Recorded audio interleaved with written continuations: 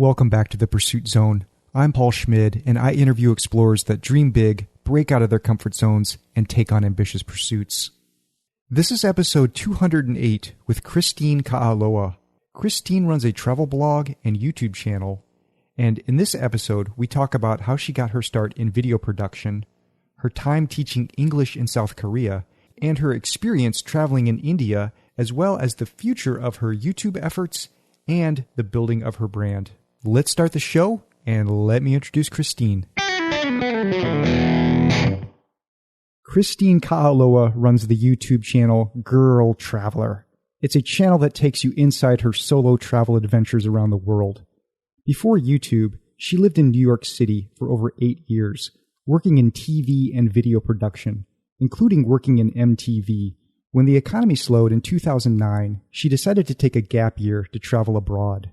She spent time living in South Korea, teaching English, before spending 7 months backpacking in India and Southeast Asia. She also runs a companion travel blog at GrrrlTraveler.com, where you can learn more about her travels. Christine Ka'aloa, welcome to the Pursuit Zone. Thank you, Paul. Glad to be here. The first thing we should do is clear up the name of your channel, GrrrlTraveler. You did it right. Thank you. It is spelled Grrrl. What's the meaning of that? I actually came up with that idea when it was across a hybrid of being in New York City and feeling like I was surviving every day, climbing the ladders, to, my first experience in India where I kind of accidentally went solo. And it's just finding the grit and the, digging from whatever resources you have in yourself to make things happen or to get through, survive, to create a positive outcome from it. So that's where it was okay, well, it's kind of instead of a girl traveler, it's more like a grrr. You need the grit, you need the intuition, the instinct, in order to get through everything and survive.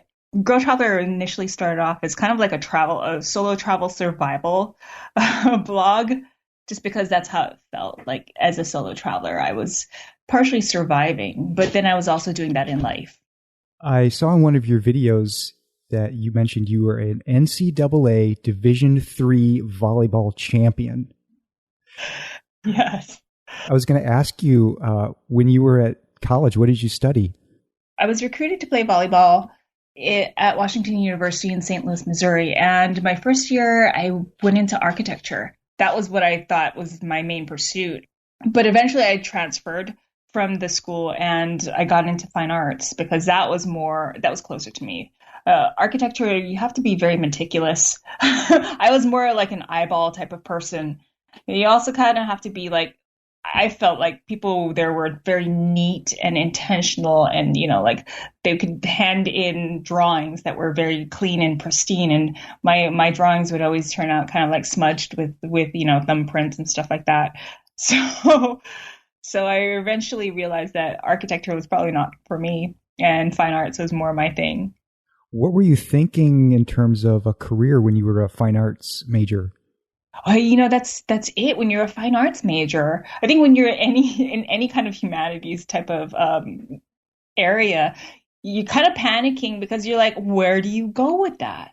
I don't want to be a starving artist, and that idea haunted me for a long time. In fact, as a child, I pretty much knew I was going to go into fine arts. You hear all the myths about it, right?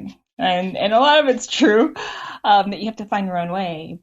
And that's why I think for a long time I was trying to not see that. I want to try and fit myself into the box of an architect because that just seemed stable. But fine arts was where it was at. I tried other things like business and whatnot. Did not work out.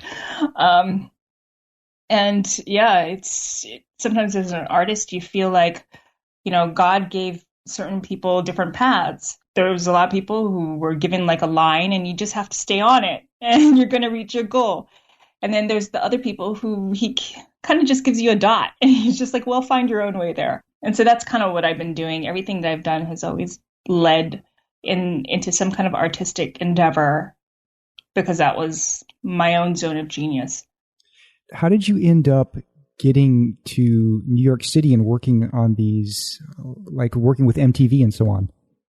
That's a long story, but it started because, yeah, I was an artist. I was in visual merchandising and wanting to like I was in dance, I was a dance performer, a lot of things, an installation artist. And then I went back to school for my MFA because I was like, I need like corporate skills or something.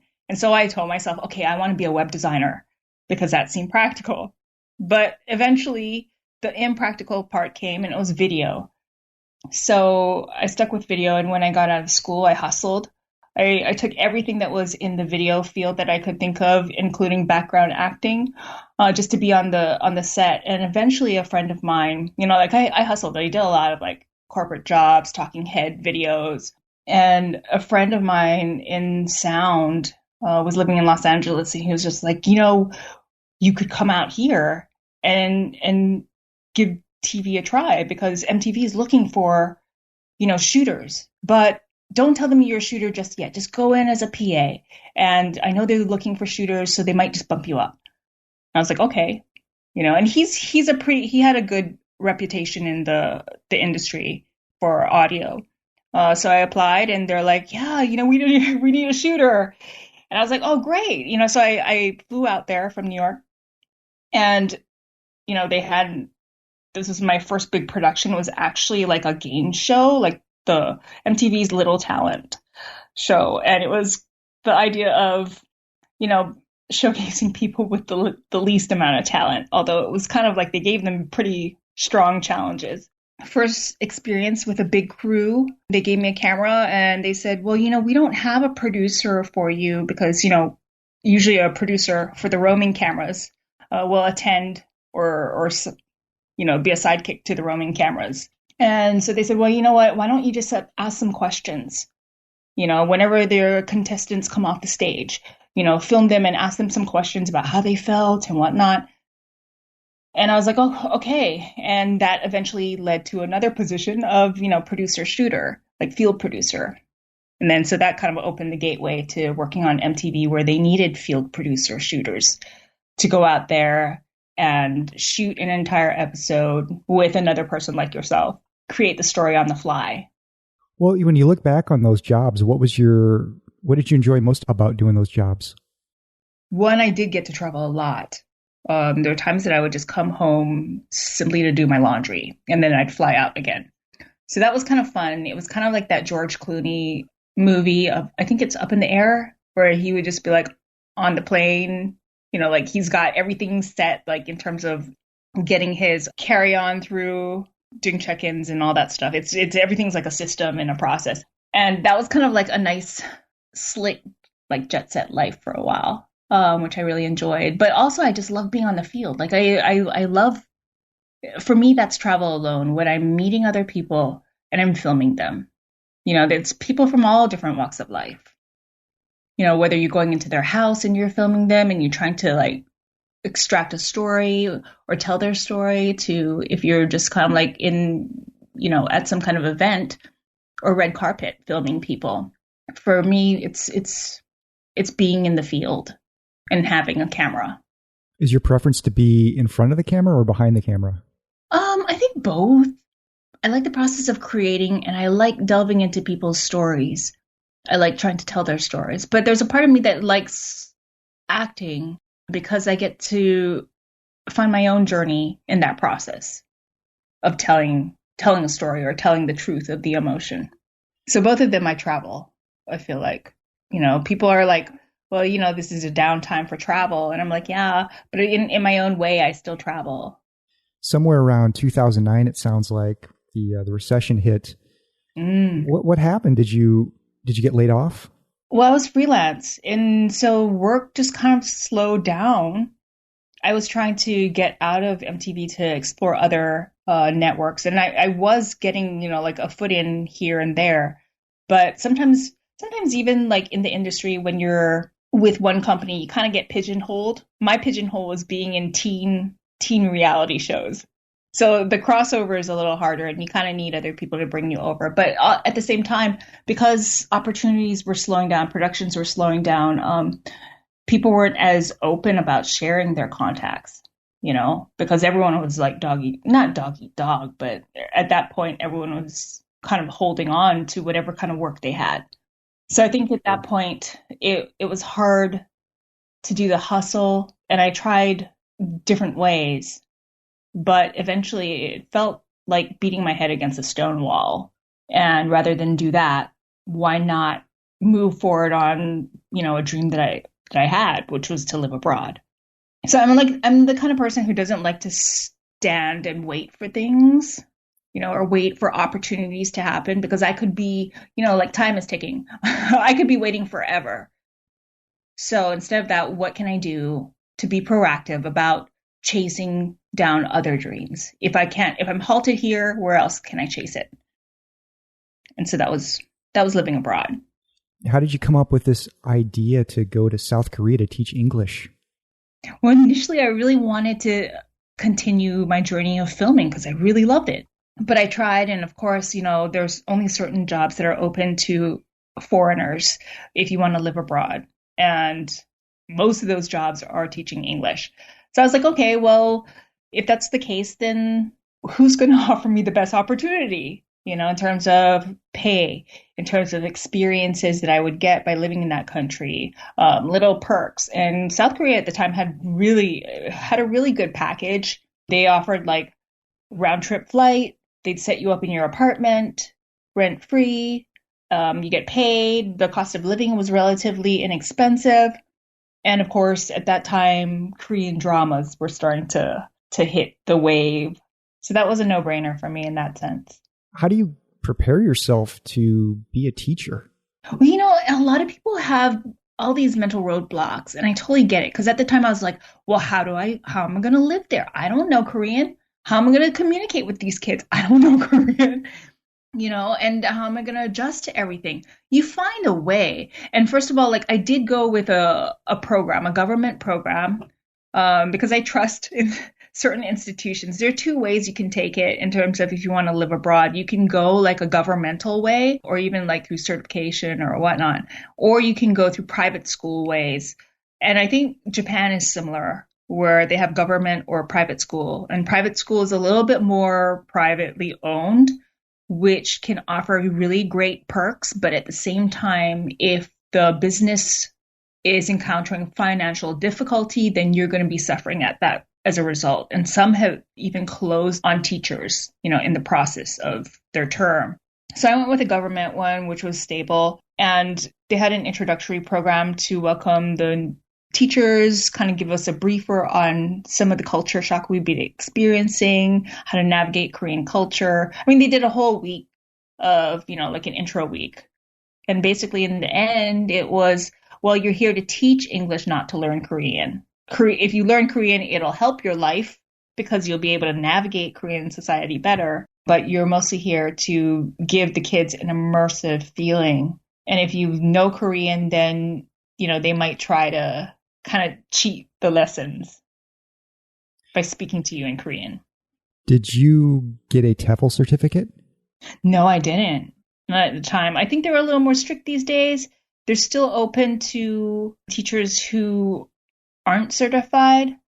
But no, I didn't need a TEFL at the time. So what was it like in the classroom? Were you alone in the classroom, or was there like an assistant? How did it work? It's all different depending on the school. But for me, I had a co-teacher, a Korean co-teacher. So I'd always be teaching hand in hand. There'd always be like a Korean teacher there to help out. That had its pros and cons.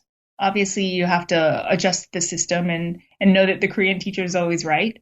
But yeah, it was fairly easy to facilitate. I mean, there are times that we would do joint lesson plans, and there are times that they'd allow me to create my own lesson plan. How long did you teach in Korea?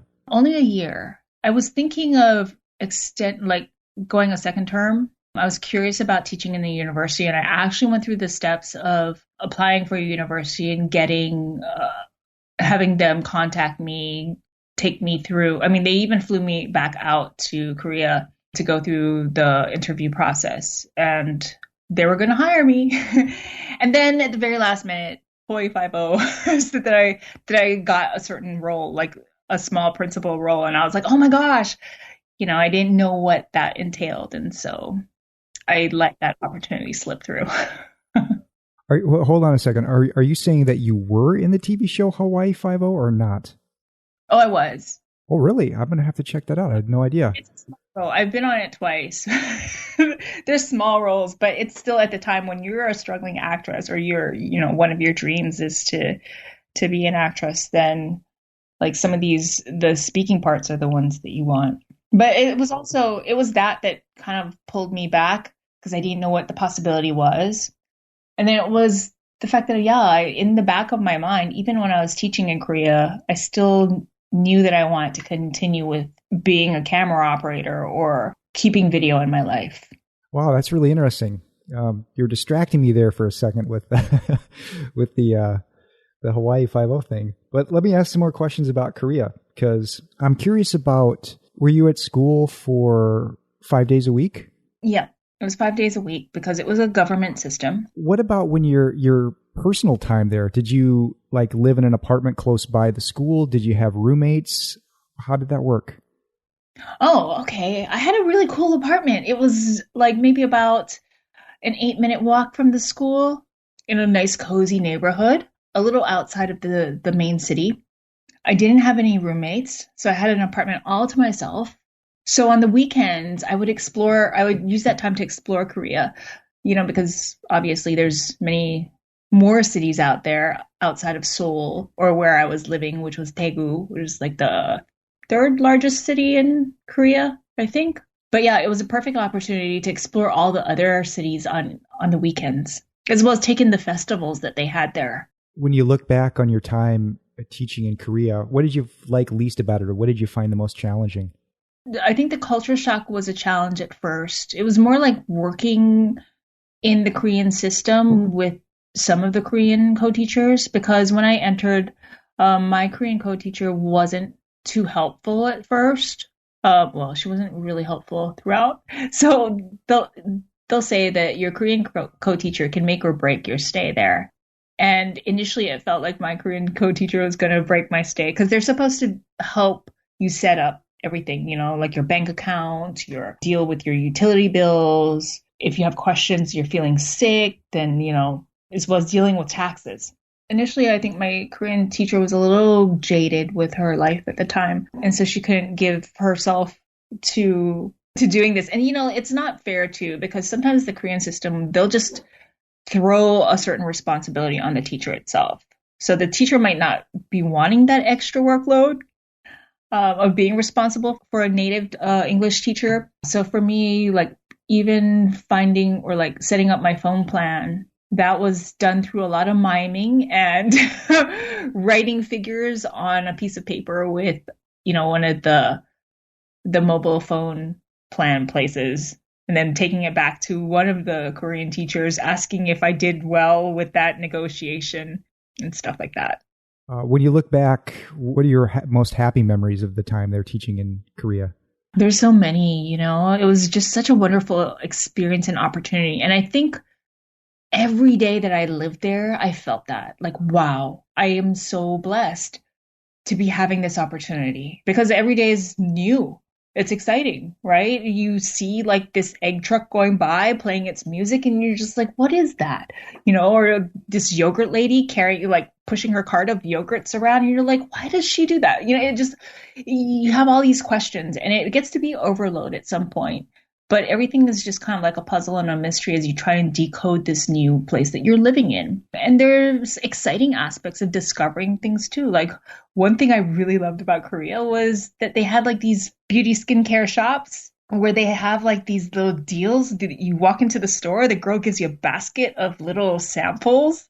Korea has like this awesome like 1-for-1 deal or 2-for-1 where they tag on extra gifts when you make a certain purchase. But it was more than that. It was just discovering a lot of intricacies about the culture, learning about the people. The food is amazing, very tasty.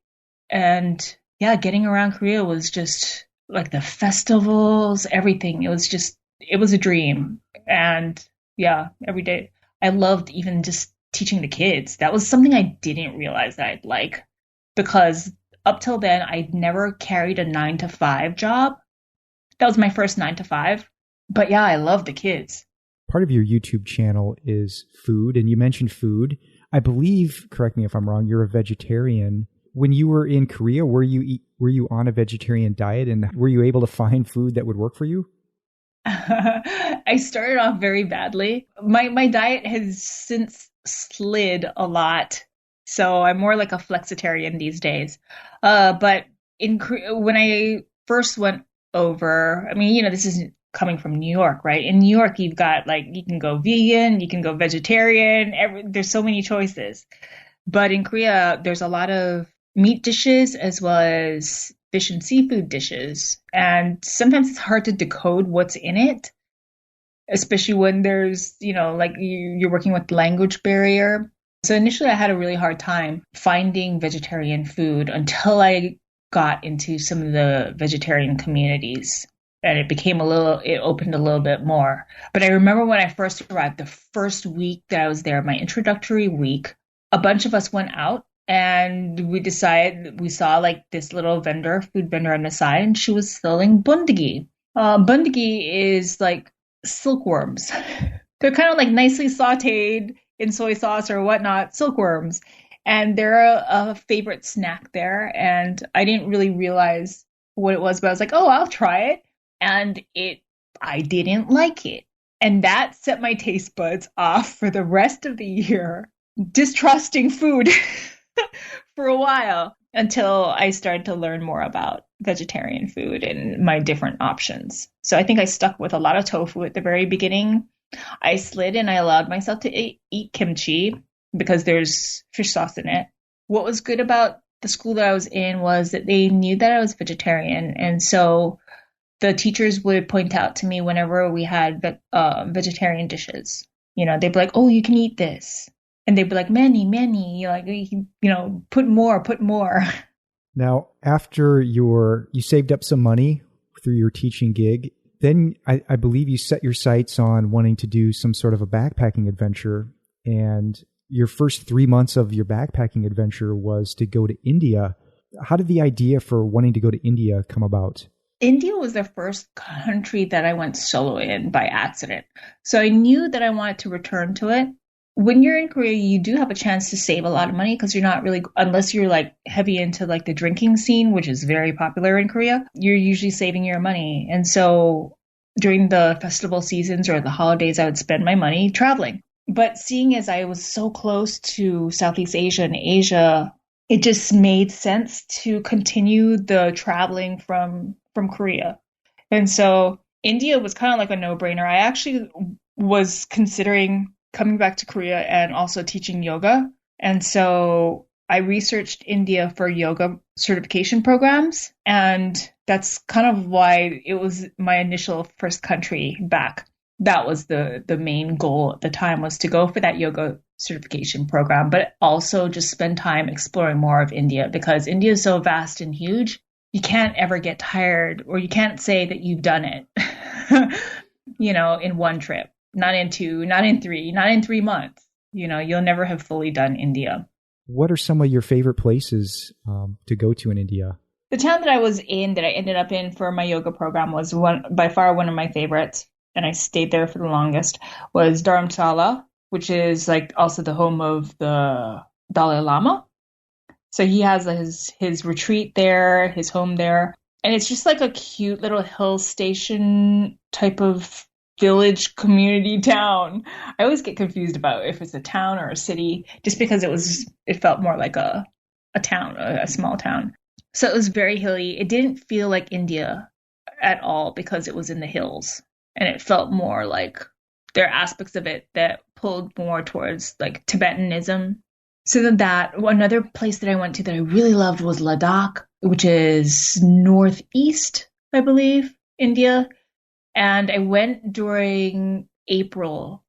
Like the rest of India is like sweltering hot. Everyone's sweating. And then you go to Ladakh and it's like ice-capped mountains, and it's got this nice chill to it. And I felt like it was the most beautiful place in the world. That's how I felt about it. It's close to Srinagar, which is supposed to be the heaven on earth, but Ladakh for me was the heaven on earth.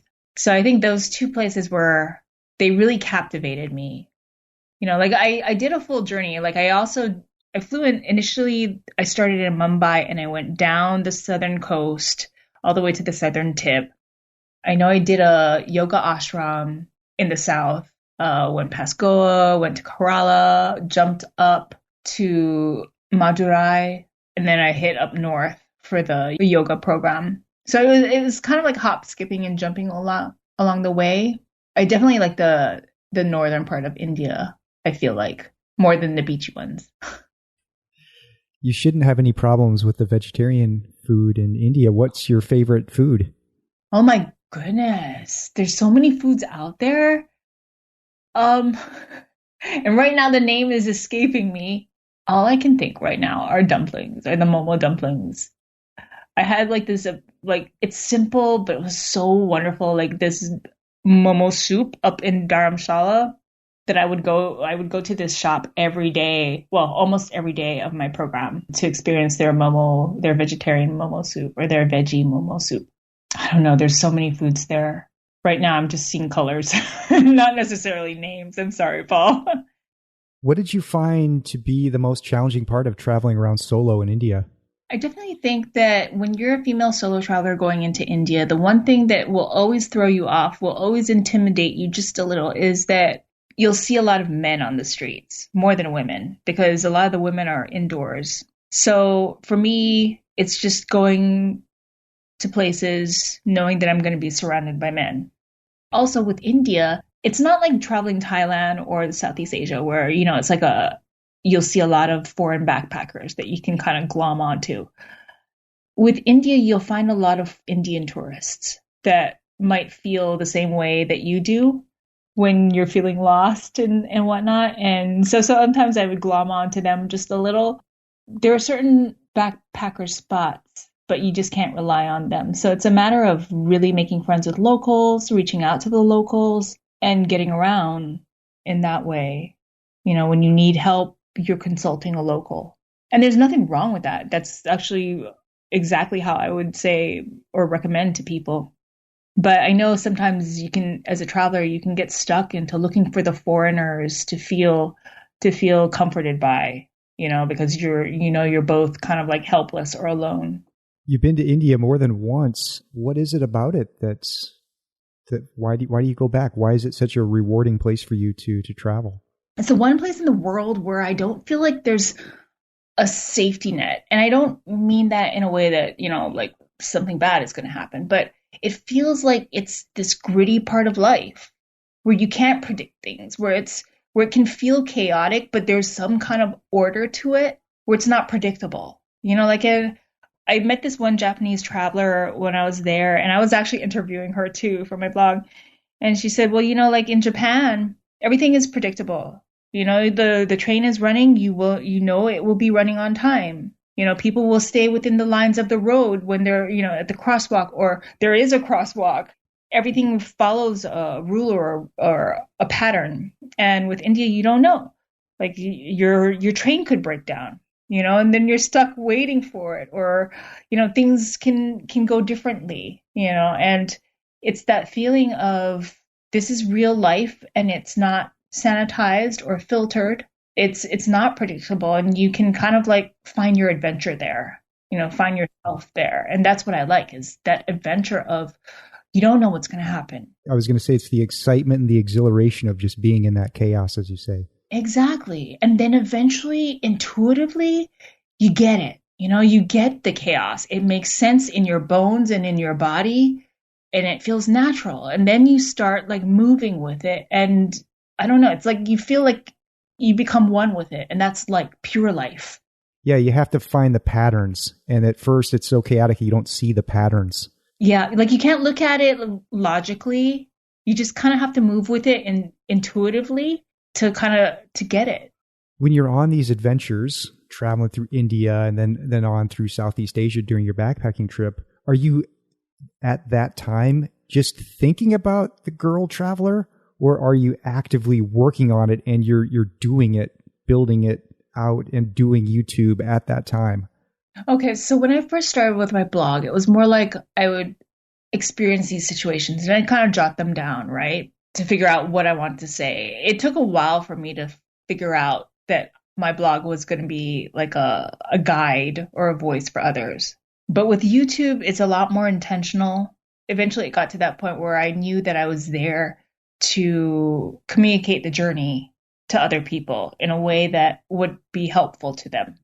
So now when I travel, I will research a country to see what things I can create in terms of video, or what ideas I can create in terms of video that would be helpful for others, that would be exciting to do, that would show people inside the culture.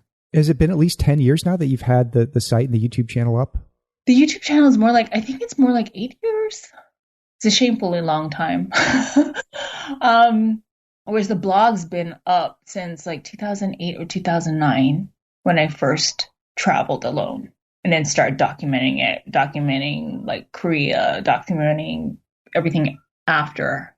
But then GrrrlTraveler came when I realized that I wanted to show people more than what I could write, or show people that I'm not this person who's very confident going into all these countries. Because I think, a blog can only say so much. And a lot of people just assume that I was confident as a traveler.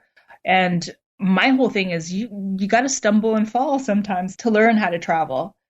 And so that's where I wanted to take people inside by filming it more.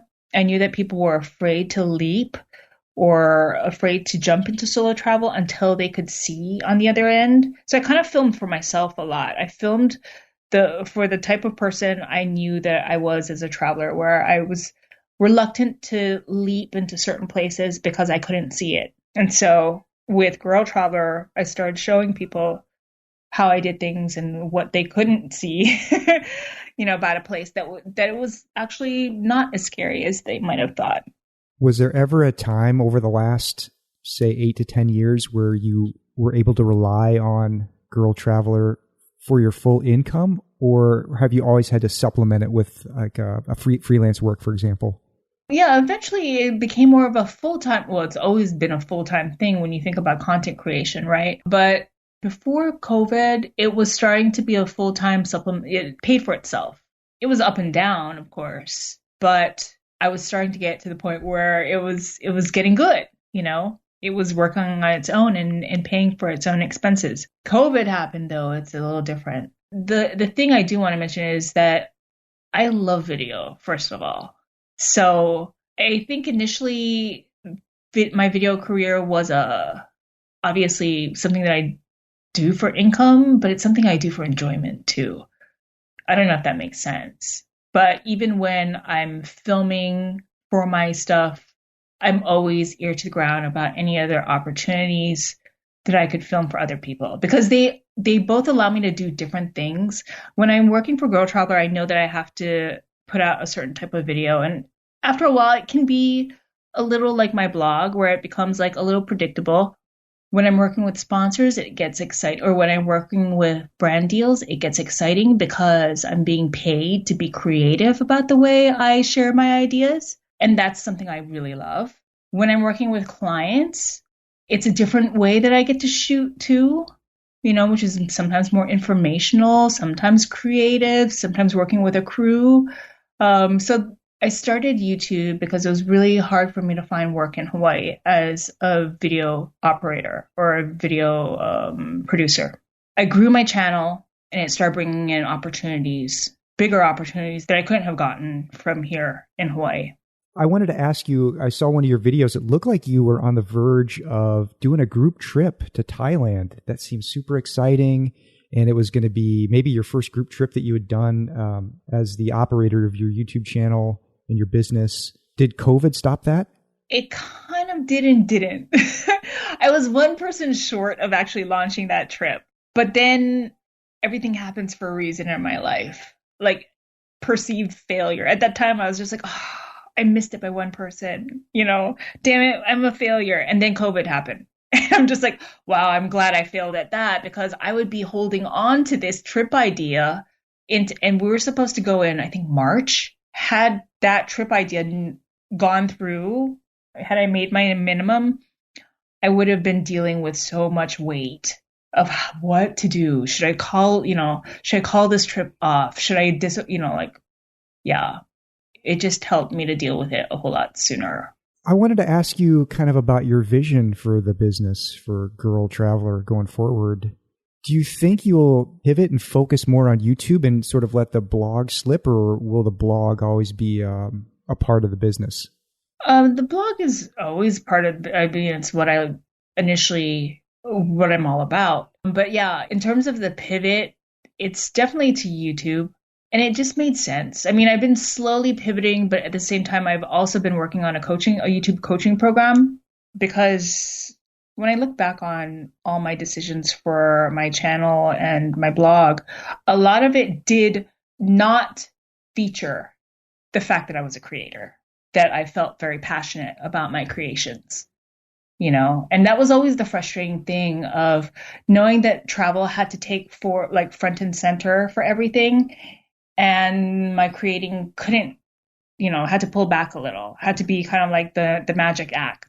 So I think now with COVID, I mean, it was rough because I was like, where do I pivot? Where do I pivot? And I was like, well, obviously I really love video.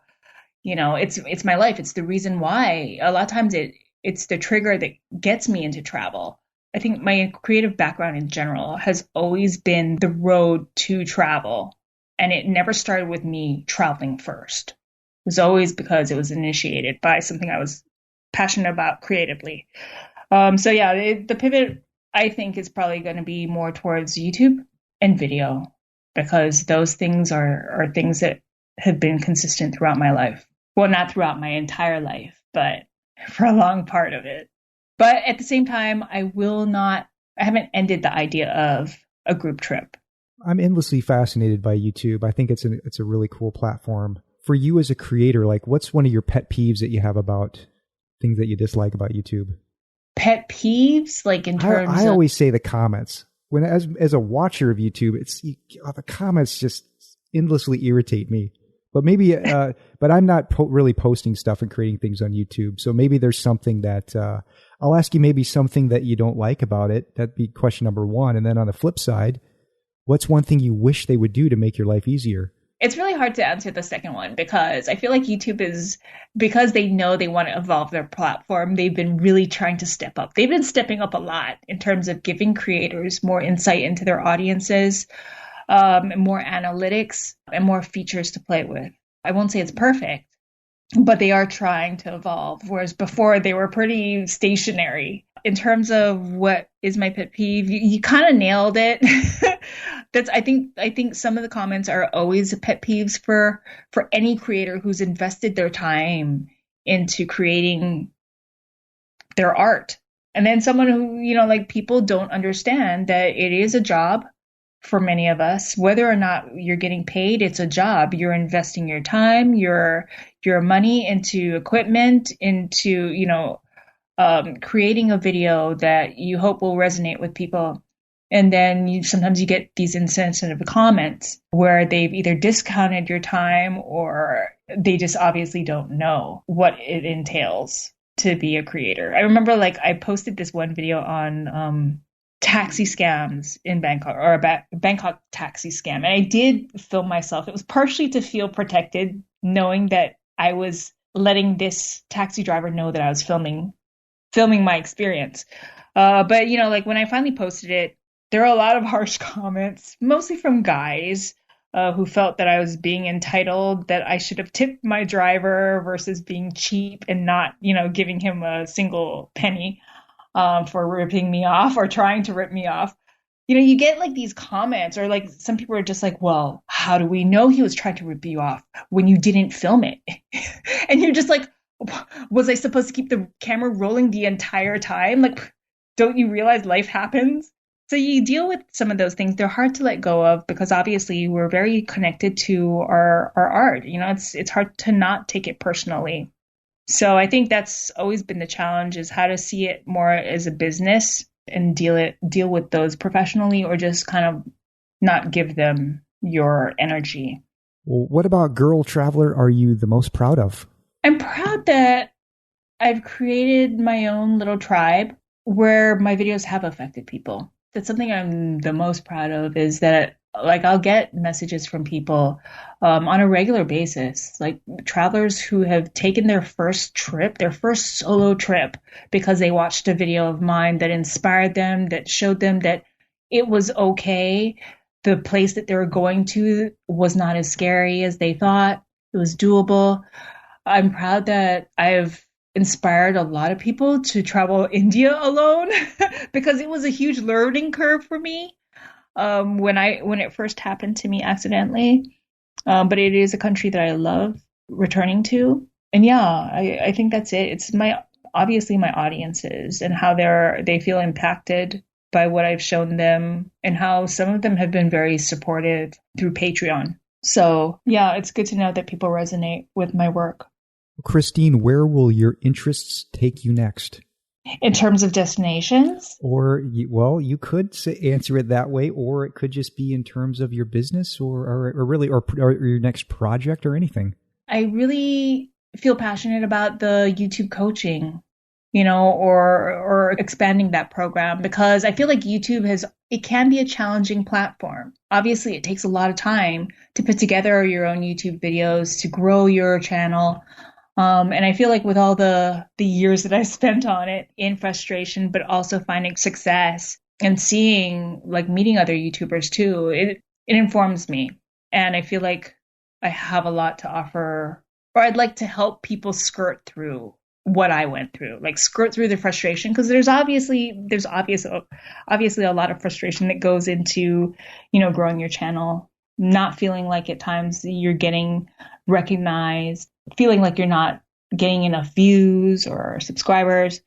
And so I feel like I kind of just like how I wanted to alleviate solo travelers of that fear and that pain or whatever stress, overwhelm that they might feel. I feel the same about creators in YouTube. I'm hoping that grows in terms of part of my brand, a bigger part of my brand. So we'll see. Yeah, do you have a name for the course? The course that I'm offering is Video Jumpstart Academy. I do like one-on-one, but I'm also starting a spring group intensive. So we'll see how that goes. I'm super excited about that. I am taking in new YouTubers, people who want to start their own channel and to turn it into a business. Another thing for me is, because I feel like I learned the business aspect of my channel the long way, I really want people to shortcut it, or I want them to get to it a whole lot sooner than I did, because especially with COVID, I feel like there's so many opportunities with YouTube in terms of discoverability, of getting free traffic to your business or brand. I feel like there's opportunity there that COVID kind of shut down with the brick and mortar people. So I would love to see more people have that advantage and not have to shutter their business. So we'll see. If people want to find your course online or about you and GrrrlTraveler online, where do they go to find that? I'll always link to that Video Jumpstart Academy course on my website on GrrrlTraveler.com. But also I have my own website, ChristineKa'aloha.com, where it's, strictly my coaching stuff, YouTube coaching, as well as any new courses and the program itself. That's going to be dedicated to my YouTube life or my YouTube business. Okay. Christine Ka'aloha of GrrrlTraveler.com. That is a little bit tricky to say. Thank you so much for coming on the show. I really appreciate it. And best of luck to you in your continued. I know you put a lot of hard work into the website and the blog and YouTube. So continued success to you. Thanks so much, Paul. Thanks for having me on the Pursuit Zone. I really appreciate it. And I hope wherever, you find your travels, that you keep finding that inspiration to keep going. That adventure in life needs to be pursued. Yep. I hear you. As soon as I get my vaccination, I'm ready to go. Oh, yes. All right. Thanks, Christine. Okay. Thank you, Paul. Thanks again for listening. This episode was recorded on February 3rd, 2021. My email address is paul@thepursuitzone.com if you want to drop me a line. If you want a chance to get your voice on the show, you can send me some voice feedback by just recording something on your phone and sending me an email. Or you can go over to speakpipe.com/thepursuitzone, where you can record a message as well. So the number one best way to support the podcast is just to share it with your friends, follow along, subscribe. You can follow the Pursuit Zone anywhere you get your audio content.